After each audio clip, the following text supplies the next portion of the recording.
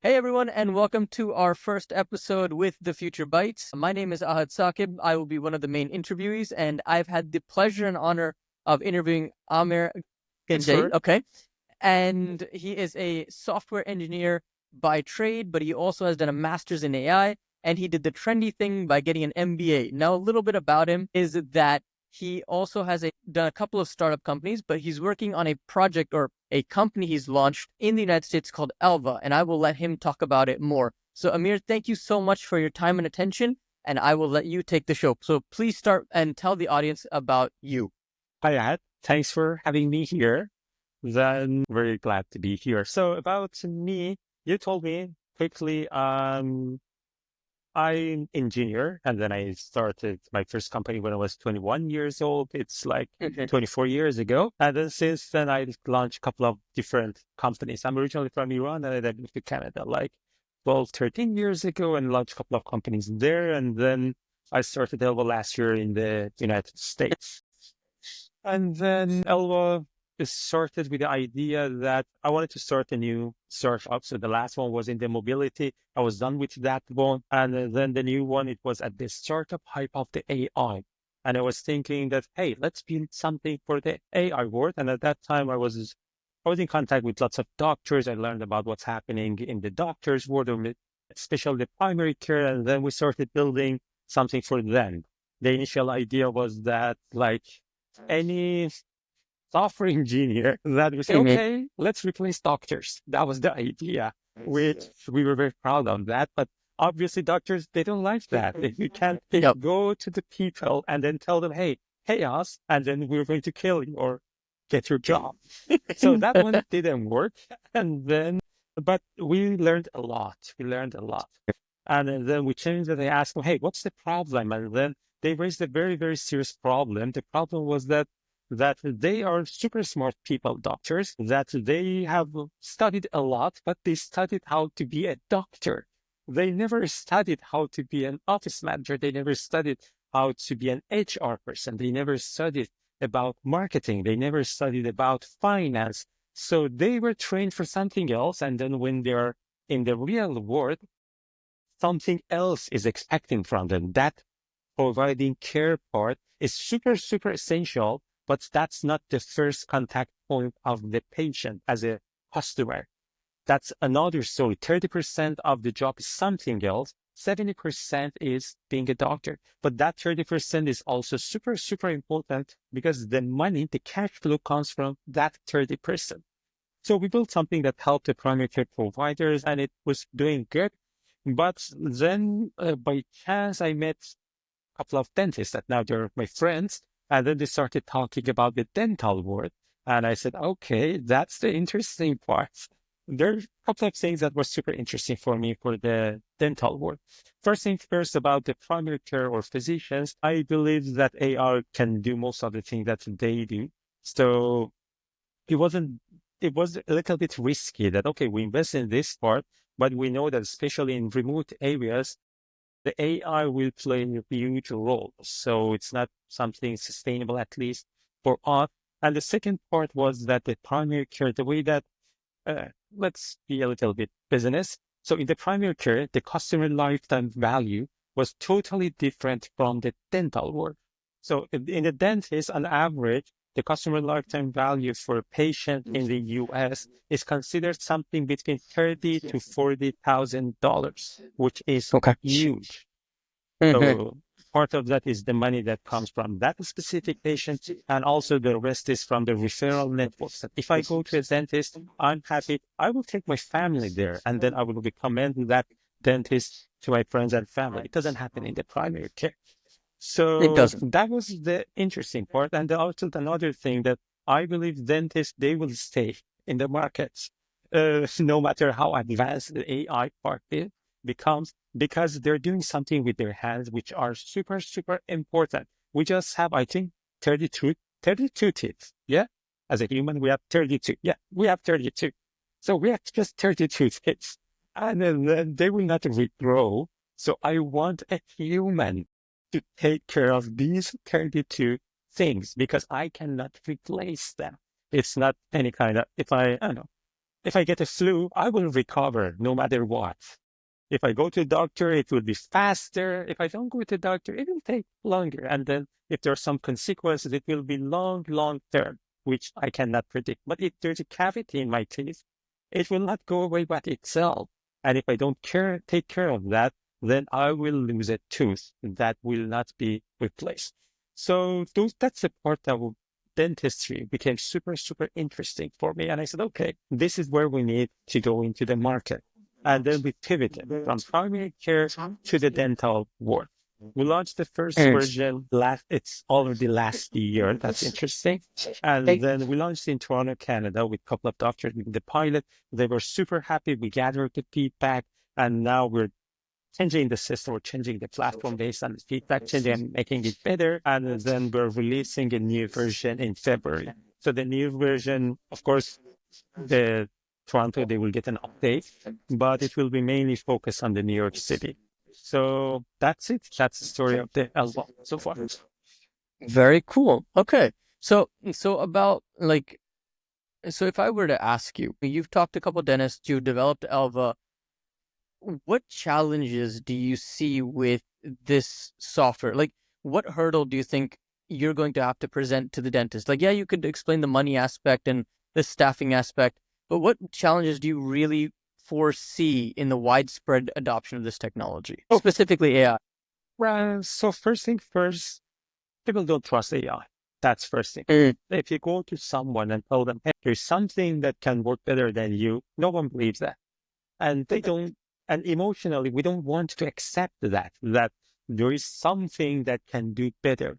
I have seen it even in our office. We are engineers, software engineers, and people think that we use the top latest technologies.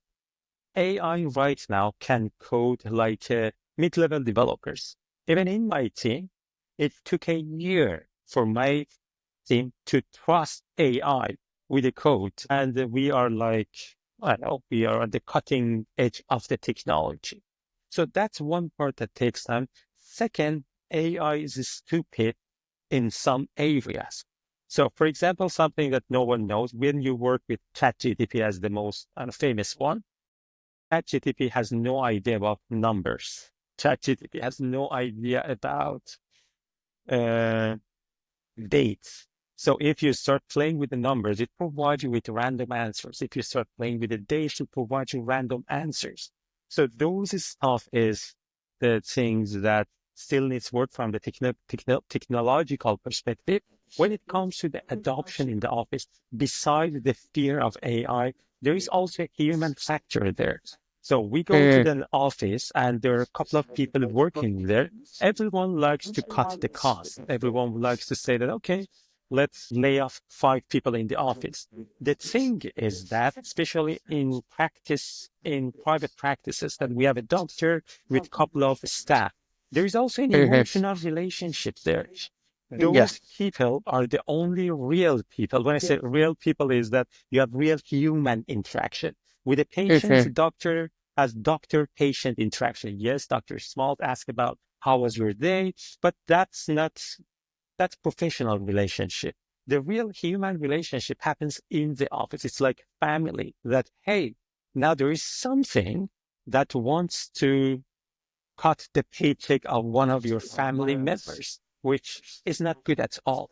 And doctors are not that much open to that. So for me was like that, okay, we can help doctors to tell them you can repurpose your staff. It's not like that you need to let some of them go. You can repurpose your staff, you can teach them some new stuff, and then focus their work on the human part of the providing care for the patients. Right now, if you go to a dental office, the front desk staff is super busy, answering phones, replying back to the emails, and they're always worrying about tomorrow and the day after tomorrow, the 2 most important dates for any dentist. How many patients do we have tomorrow? How many patients do we have the next day after tomorrow? So they're worried about that. And then we have a patient coming into the office. If it's the first time, usually we are in pain. So we go to the new office dentist when we are in pain. And then when you are in pain, you need attention. You need human attention. If you go to an office and you are in pain, you go to an office and the front desk staff is stressed out, is on the phone, is on the computer, and then Yeah. just say, "Hey, Amir, how can I help?" And I say, "Okay, I have an appointment." And the front desk comes like, "Okay, sit there. Sit there, I'll get back to you." And then you sit there for a couple of minutes. It doesn't matter if it's just 5 minutes or 20 minutes. You are a human. You are in pain. Dentist is expensive. So when you're going to pay lots of money, it doesn't matter if it's out of your pocket or insurance pocket. Still going to dentist is going to like the 5-star resort. It's like going to Correct. 5-star hotel. It's as expensive as that. So you expect to have the 5-star experience. You go to a 5-star resort or hotel, they give you welcome drinks. There is always someone super nice there that comes, calls you by your name, and then they make some small jokes that, hey, it's Amir, or I know, all those small jokes that makes the customer more comfortable, create that human connection. And after that, they provide you with the service that you want. We are missing that right now in the dentistry. Why? That front desk staff is doing a ton of stuff that is not designed as a human for those stuff, to deal with couple of different softwares, to worry about different things, to call patients over and over and then get rejected. So the rejection is bad. And they just hang up for and you send it to the voicemail. All those stuff that is hard for the human. Then you accept that front desk staff, no matter how professional that person is, it's still a human. To provide immediately 5-star service for patient or customer that is paying like a 5-star service and expect to have that 5-star service. And front desk is the first contact point. It doesn't matter how good the doctor is. It doesn't matter how welcoming the doctor is. The first experience matters. It sticks into your mind. And also that person is the person that is the most available. If that's the person that if you want to refer someone, you never call your doctor. You never tell to your friends, hey, go to Dr. Ahad's office and then enter and say, hey, I'm looking for Ahad. And they will say, okay, he's busy. You go there and you say, hey, I'm looking for the name of the front desk. That's like Amir, Sam, Maria, whatever. And that person is available there. That person will welcome you there. That person had the time to talk to that patient and has asked, what's your friend's name? Okay, I will personally make sure that I'm providing a great service. And each person worth $40,000. That's a ton of money. Yeah. You just need to provide that 5 minutes, 5-star service. Exactly like, for example, you go to a luxury shop. Usually it's not, I know. We don't have any luxury shop for men, I guess. You go to buy a handbag for your girlfriend, wife, fiance. So, and then you go to shop and yes, you're paying for that product, but you're also paying for that 5-star service. You go to Fifth Avenue and then you go to one of these jewelries. They give you a drink. They come, they ask you about those stuff. They provide that kind of an environment that give you a sense that, hey, you are important, that you are here. And that's all before charging you $1,000 for a piece of item that you're going to sell you. But dentistry is exactly the same thing. It's expensive. It's 5-star service. If you want, that's luxury service. If I have a cavity and I don't have money, I will not go to the dentist until I'm in deep pain. That's exactly, you don't go to a 5-star resort until you have money. So if you are in a dentist, you are asking for a 5-star service. And I think that's the part that we're bringing to the opposite. That's the way that I pitch to the dentist that yes, this AI will replace some of the tasks, not detail. It can replace tasks. It can help you to bring in more patients. It can help you to reactivate your patients. It can help you to increase the treatment plan selling. It can help you to convince people, to selling? I don't know, to convince them to get, expensive treatments like Invisalign. And at the same time, all you need to do, you already have your staff, which are like your family. You have been working together for years. You like them, you love them. That's a part of the family. And then you can provide or you can create a happier environment, which is super important. Happier front staff means happier patient. Happier patient means happier business. Happier business means more money. More money means that everyone will be happier and happier. So we told them that, hey, AI is going to replace some tasks, not people. And that's important because otherwise, yes, you will save a couple of $100. I know you remove one of your staff and then you bring in AI for this staff, you pay like 60, 70K.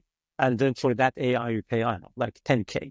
You say, okay, I put 50K in my pocket, but that's not sustainable. Yes, you put 50K in your pocket, but still your patients are not receiving 5-star service.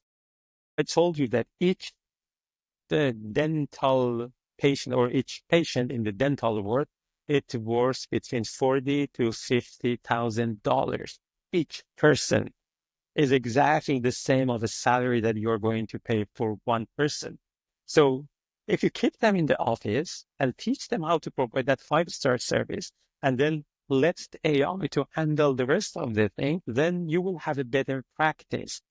The AI will deal with the thing that is easier for the AI. AI can contact insurance and get all the policy details. AI can do tons of calculation and make a decision that, hey, if I call this patient and tell them, come back to the office, we have an offer, like 20% off for the clinic. We have an offer for this one. Just come back to the office or explain them that the importance of the routine checkups, or explain to them that, hey, you had a cavity and then this cavity is going to create a problem for you. But I see in your insurance policy, it's covered. Let's come back to the office and then we will fix that for you. So these are the stuff that takes time for human to make a correct decision. It takes time for them to call the patients. It takes time for them to follow up with the patient. AI can handle all those stuff. So let's give AI all this stuff and then have that 5-star experience. So why shouldn't be? If I want to do an implant, it will cost me like, I don't know, how much do you charge? Like 5K on average. Yeah, 3 to 5K. 3 to 5K is the average price for not a very luxury handbag, but for almost luxury handbag. Yeah. And just the experience should be the same.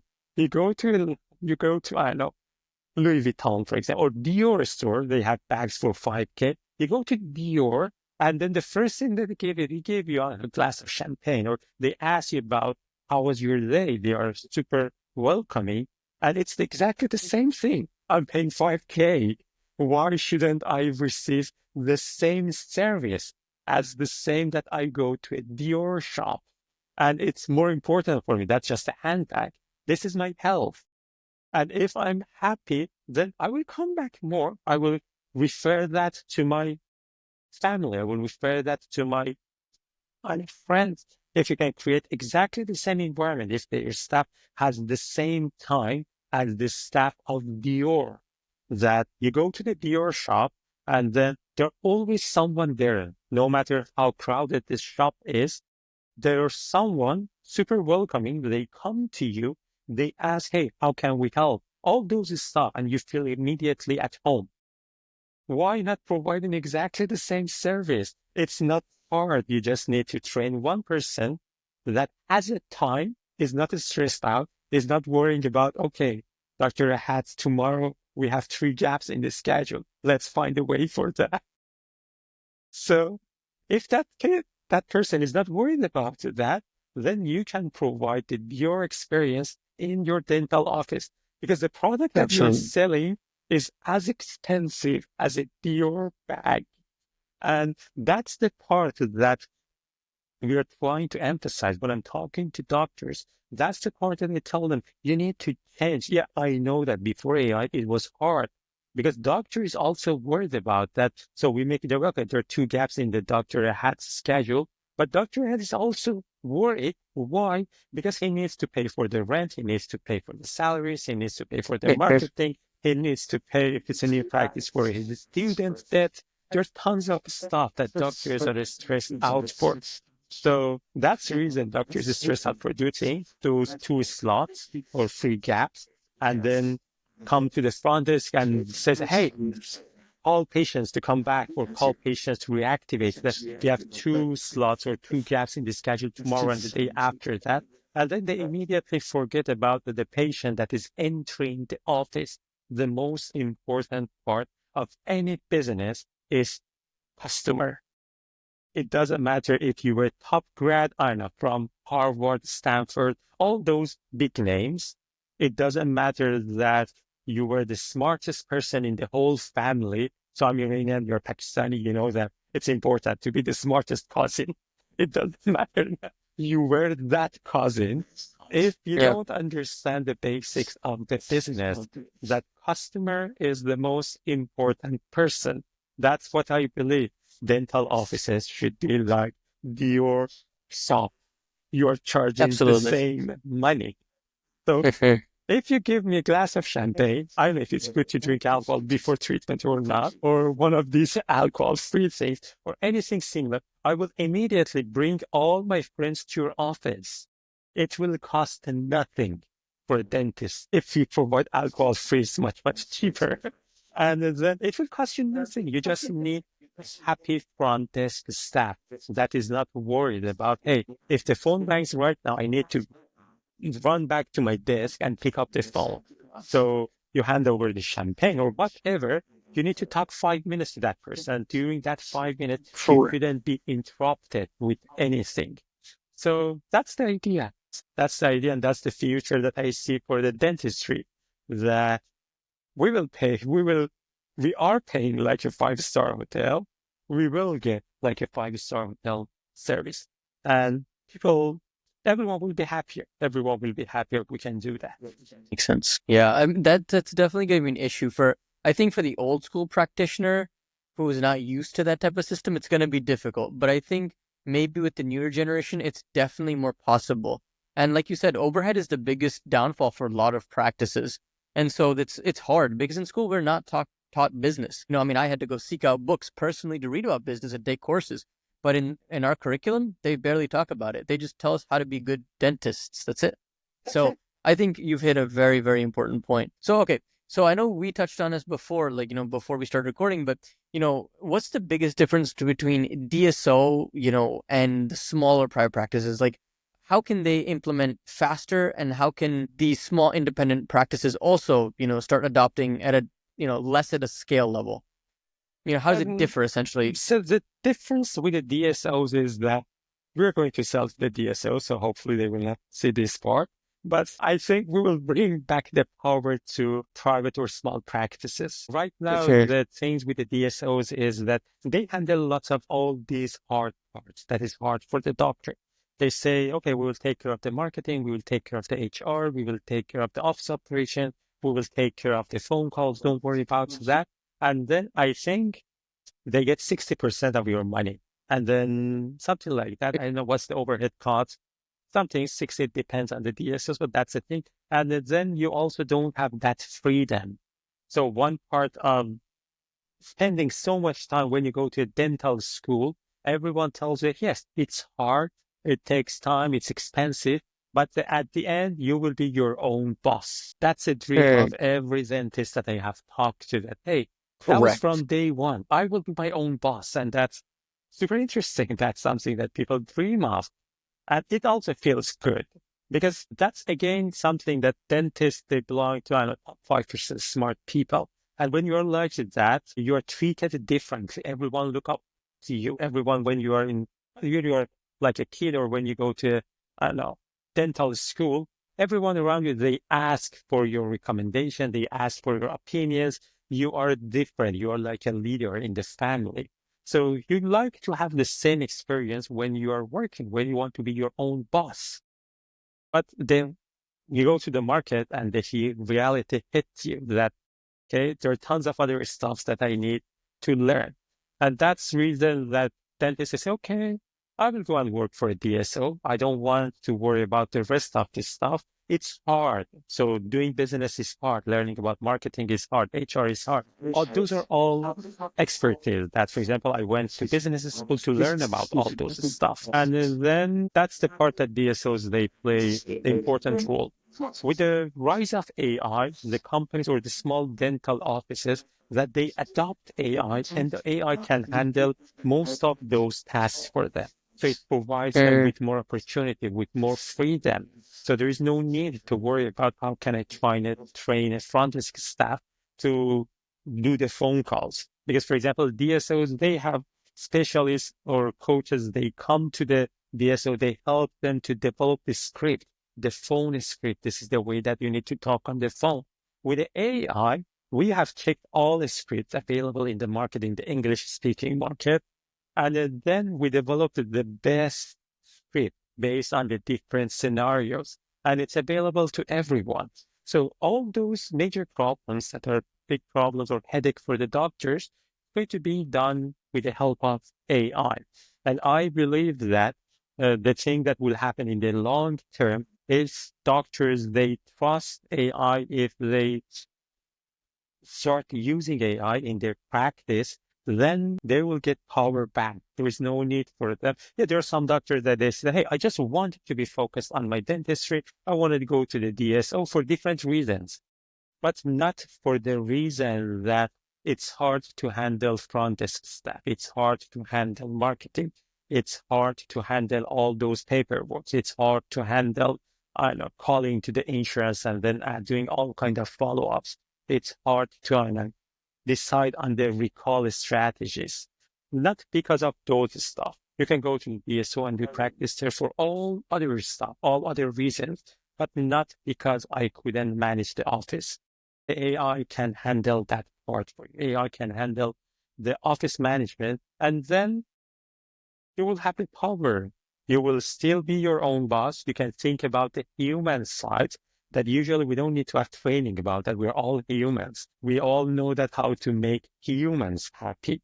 So you can focus on that part and train your staff that, hey, this is the way that you're going to provide the service. And that's also fun because human involvement.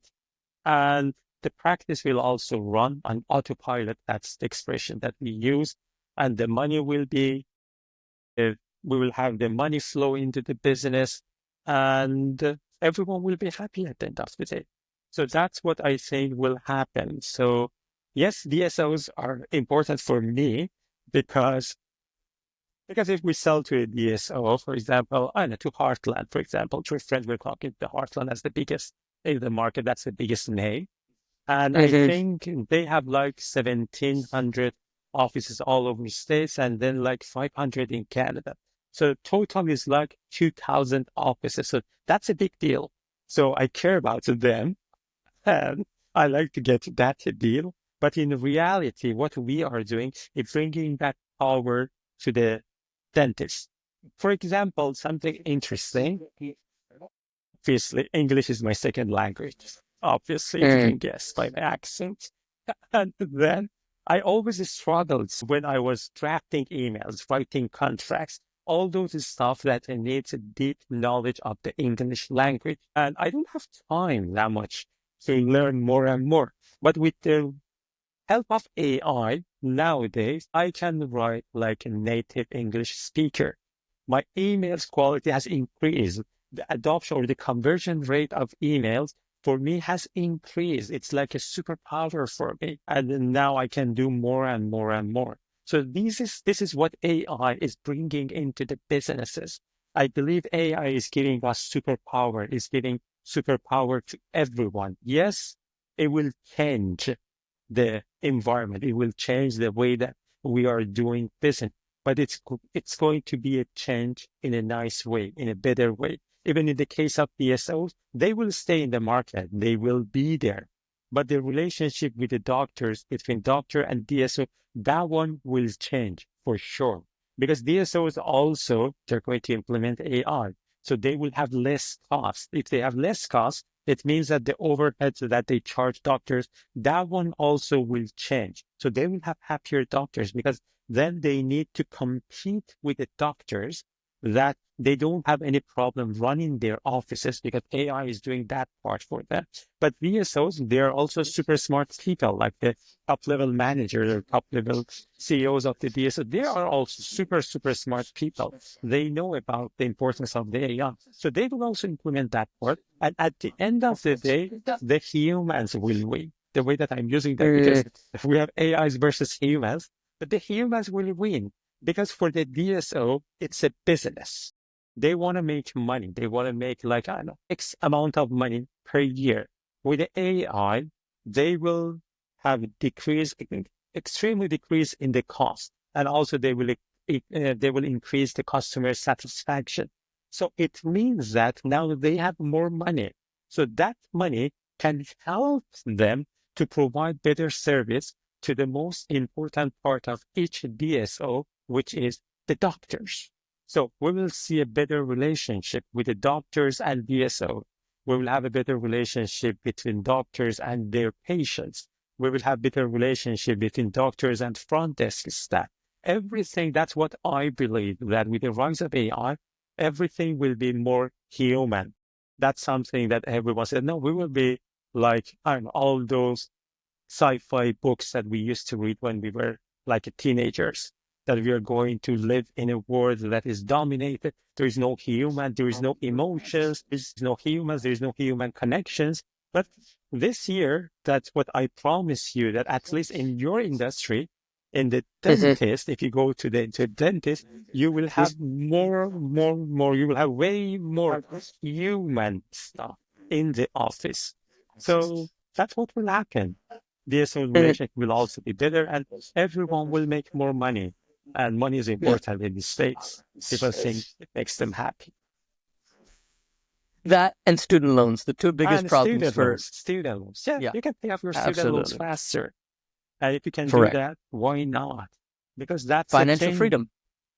financial freedom. And the doctors, they don't, they start life later comparing to the, so it's like for us engineers, yes, we are also smart. We also studied hard, but our life started. So I started my first company when I was 21 years old. And then we did everything that like a young person should do. Of course, not. I've also studied, but we comparing to a dentist or a doctor or primary care provider, you work day and night. There is no time for partying during your studies. And after that, you're super worried about that expensive student debt. And then the time that you're almost settled, you say, okay, I'm 30. So you start life later. That's another Yeah. thing with the dentists and doctors. AI can help you with that. AI can help you to recover faster from that student debt. AI can help you to start your first office faster and faster. There's no need to go and, okay, I will go like work 5 years or 6, 7 years for DSO or as a dentist associate or dental or associate for someone else. And then maybe I will start my own office. With the rise of AI, that's a decision. Of course, you need to work like a year or two for someone else to gather real life experience, the things that you studied in the Correct. university. You need to see them in their real life. So you need to work with someone experienced. But after that, there is an AI that can help you. It's like an AI that can help me write super amazing English emails that you will have that same superpower. Doctors will have a better lives. They will start life faster. There is no need to worry about student debts. There is no need to worry about that. Hey, because I know that dentists, they compare themselves with others a lot.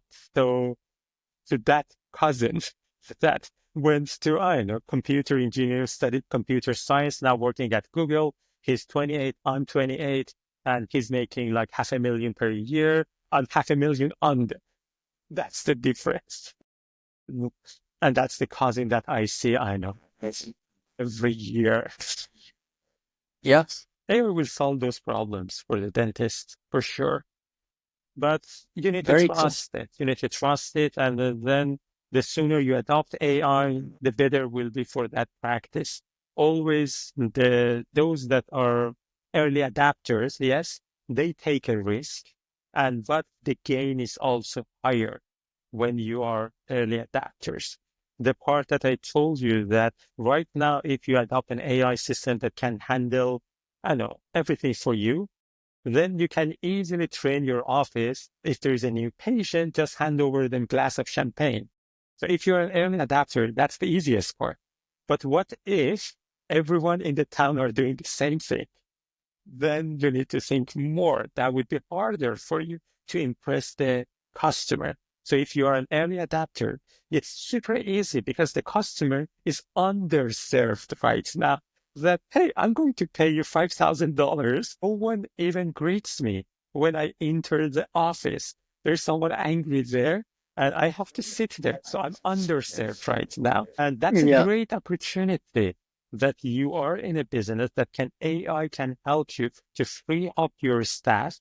And there is an underserved customer with money that is convinced that, hey, I need to spend that 5,000.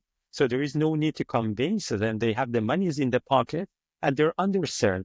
So you will be immediately differentiated from all other friends or colleagues that they are in the business. Because at the end of the day, there are many dentists in the area and we're competing. It's exactly like the platform, AI platforms is right now use Google. You will see a couple of AI platforms in the market that they are our competition. We are, of course, better. That's the competition that we should worry about. And that's the part of the thing. That's part of the game. So right now, as a dentist, if you adapt AI, you will be differentiated immediately from all other colleagues that you have in the area.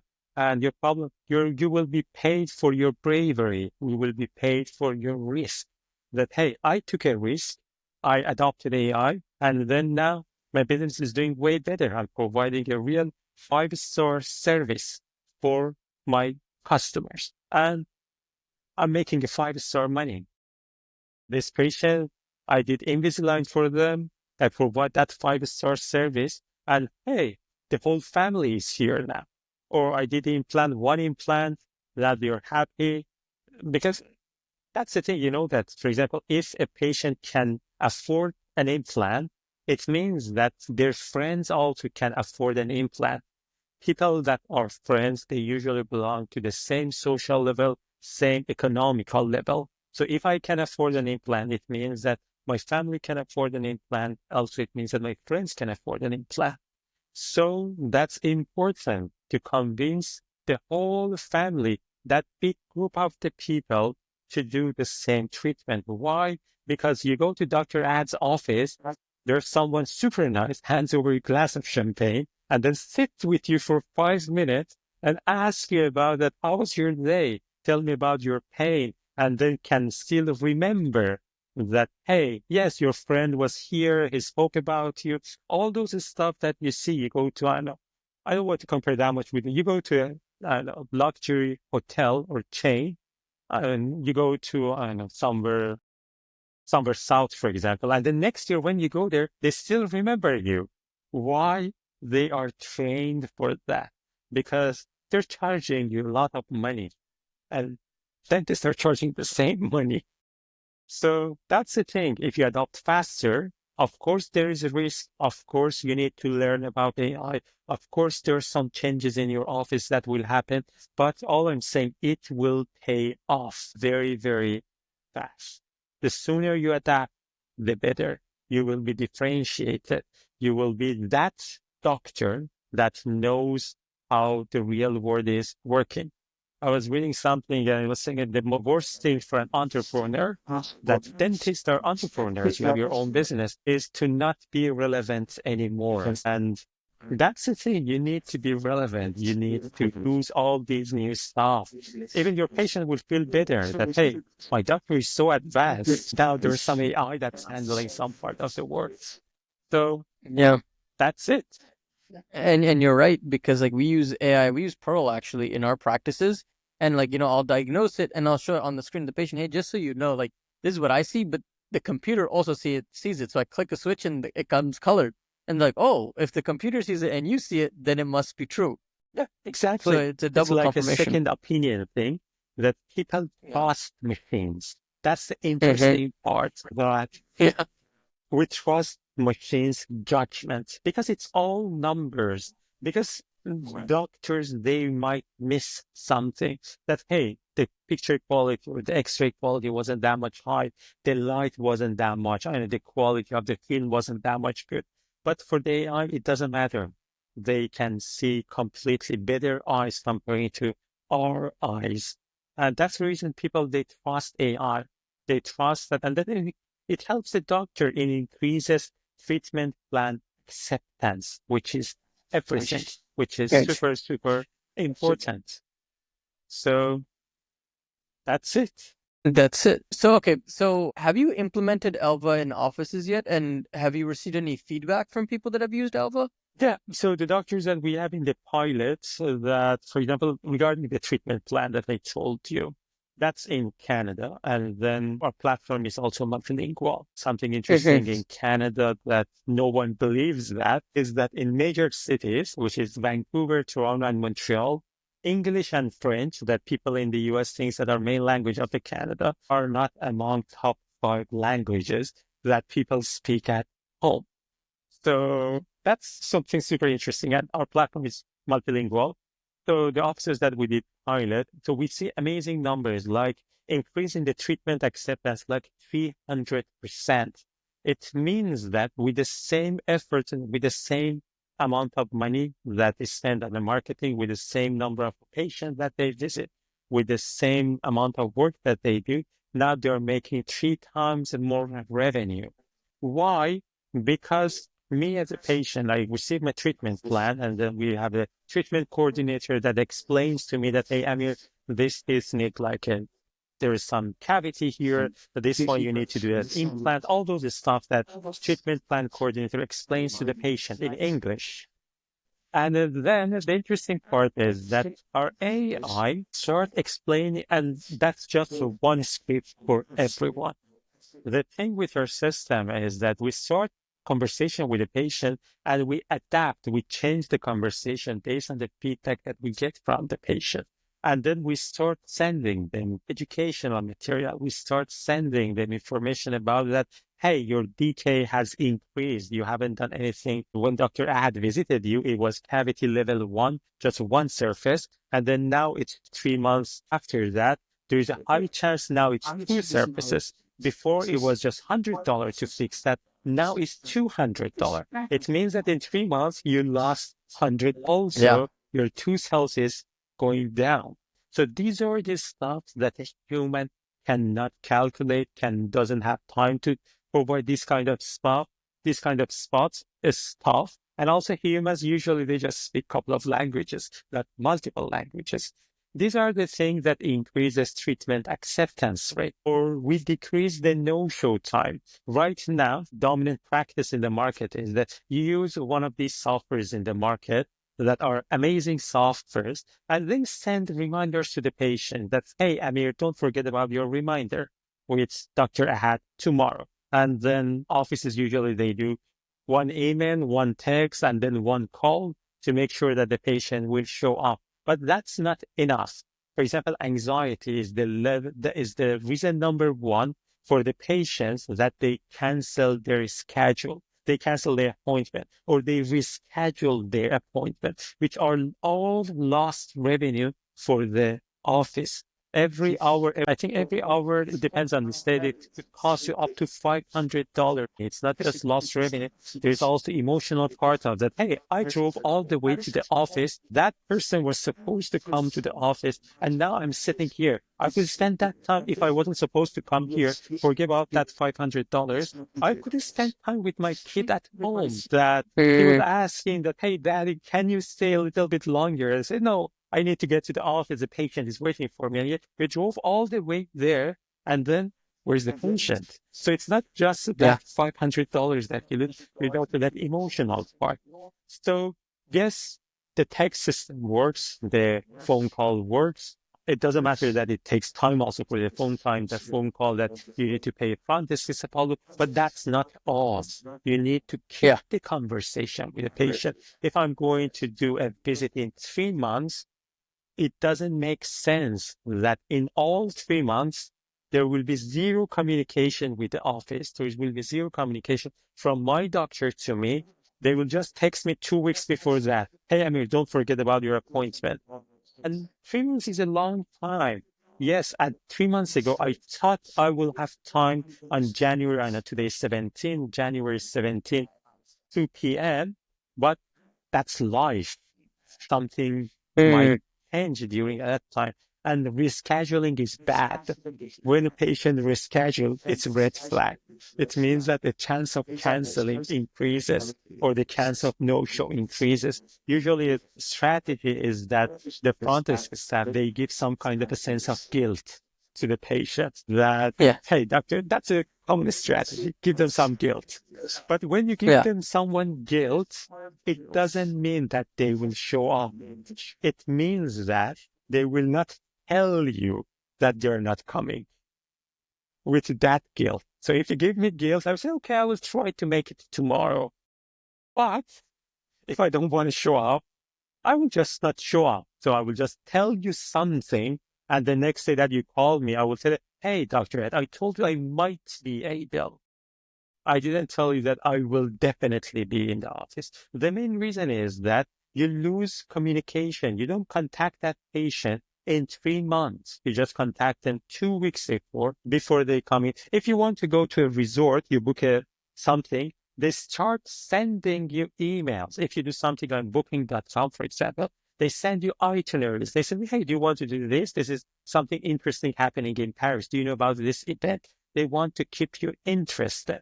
That's the part that we need to do when it comes to the appointments reminder. And when we did that with an office, the rate of no-show, it decreases dramatically. The rate of rescheduling was decreased by, I think in office, it was like 200% decrease in the rate of rescheduling. That I told you, rescheduling is the first step in canceling an appointment. So rescheduling is terrible. It's not good. And it's all about communication. It's not sending a text message in 2 weeks that, hey, don't forget about your appointment. And we're not inviting them to a 5-star resort. We're charging that part. We're inviting them to provide them with pain. We're inviting them to provide them, I know, with blood in their mouths. We're providing with uncomfort. It's not like a hotel. We're charging like a 5-star, but it's an unpleasant service. No one likes to go to the dentist. It's not painful anymore. I know that, but it used to be painful. So for me, I always remember my childhood memories that I was 10, I went to the dentist and I had the worst pain in my life. That memory is with me right now. It doesn't matter you're using super advanced equipment that is 100% pain-free. For me, still, I don't like to go to the dentist, period. It doesn't matter how many dentist friends I have. It doesn't matter how much I know about all these new advancements. I don't like to go to the dentist. So that's the key, is that we kept the communication, we kept the interest, we provide with the patient, we provide patient with tons of information that, hey, we know it was painful 30 years ago. It's not anymore. These are all evidences. These are the things that we have from happy customers. All those is stuff that AI knows how to do, that AI has time to do that, and it can provide a super, super personalized experience.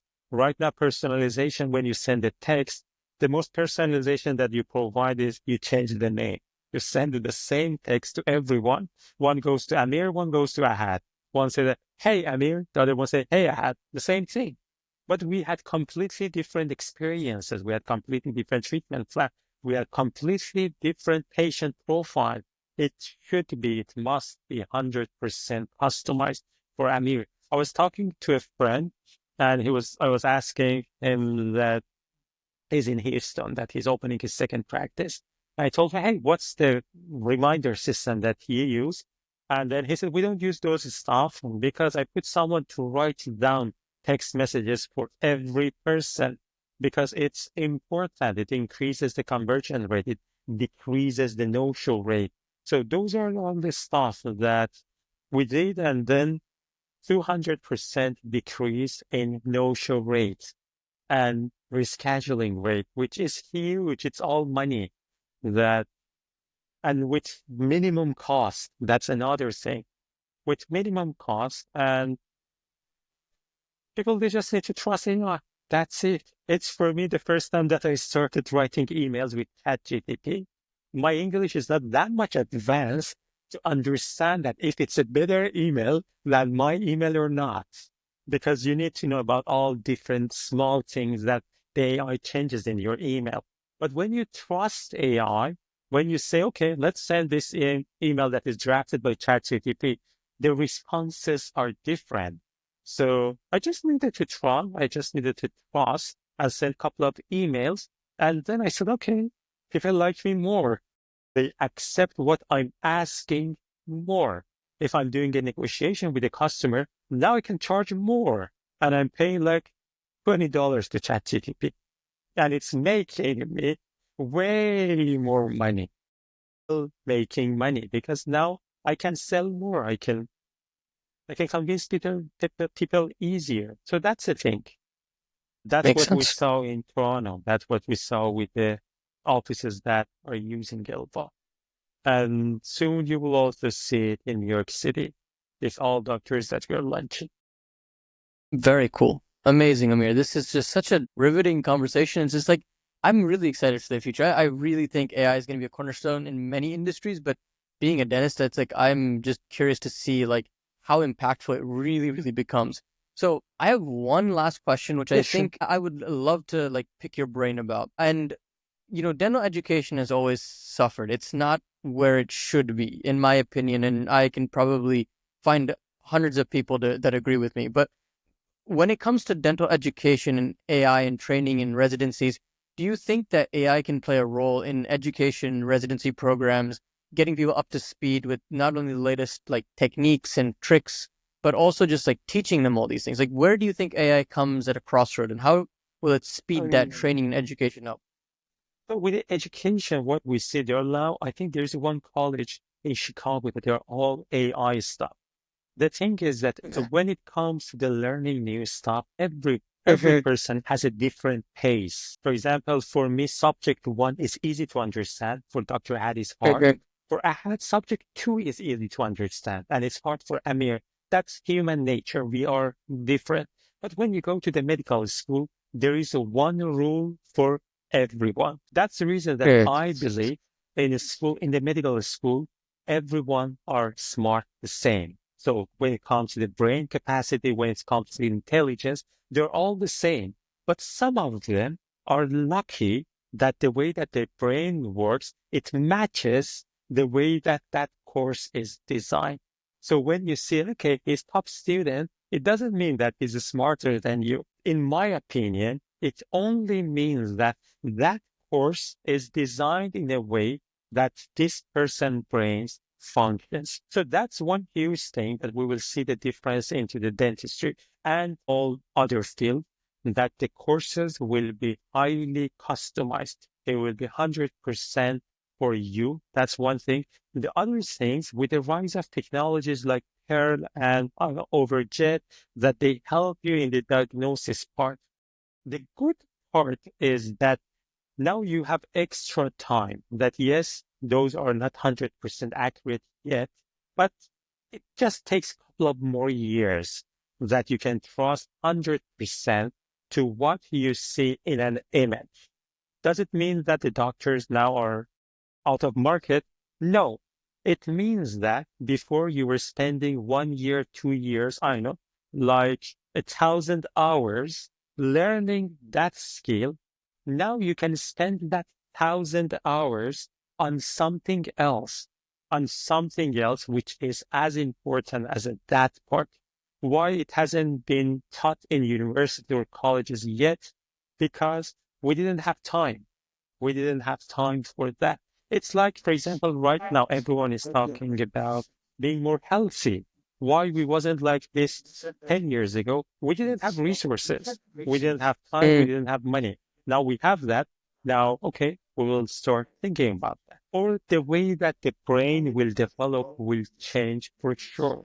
you are a doctor, you know that, for example, when you learn a new language, it's not just a new language that you learn. Your brain structure, physical structure of your brain will change. And that will help you not into the language. It will change your reasoning skills. It will change your memory skills because something in your brain hardware has changed. So that will happen to the dentist, that you will not learn something. It doesn't mean that you will be less smart. It means that your brain will learn something else and your brain physical structure will be different. So the doctors that are learning through AI in 10 years with all these new advancements, they will definitely have a different brain structure. The hardware of their brain will be different from you, that you learned uh, dentistry in a conventional way or in the old school way, let's call it old Hmm. school now. So those are the things that you will see. And I'm sure also there will be lots of 3D simulations that can help you. For example, right now, if you want to try different treatment plans, you need to have access to real human beings.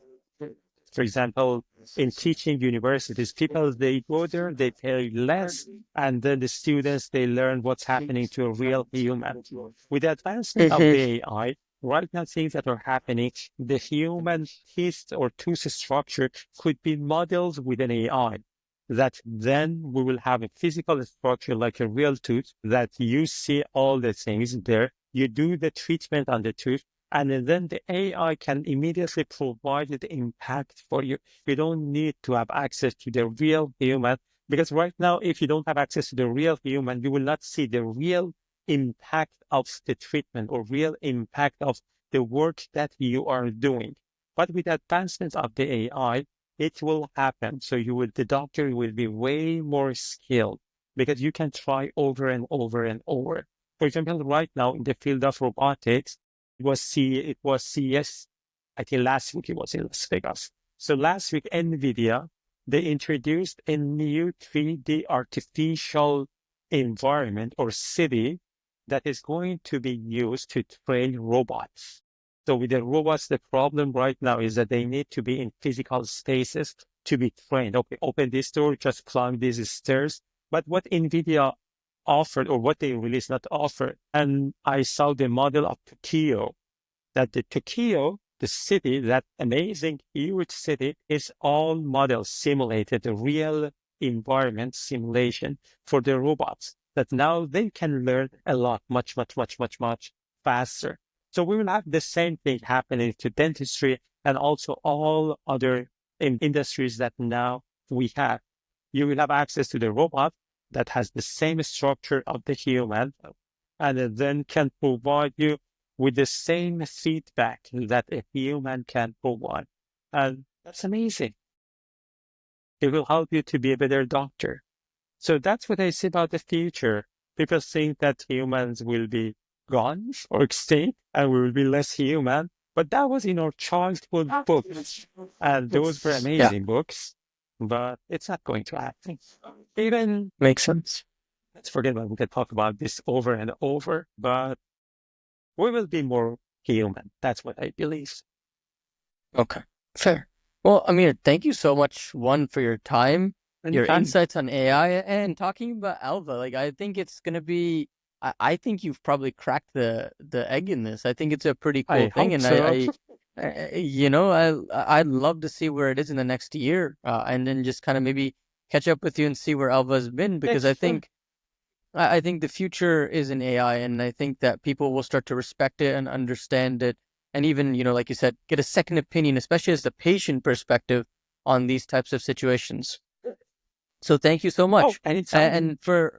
and for our listeners, thank you for joining us on our first, I would Yeah, say, episode of the Future Bites, yeah. the I was interview honored to be the series. first. Absolutely. But, thank you so much for taking your time to listen to us. And I hope that Amir's insights have given you some hope or some type of excitement about the future of AI and dentistry. So thank you again and take Thank care. you. Bye.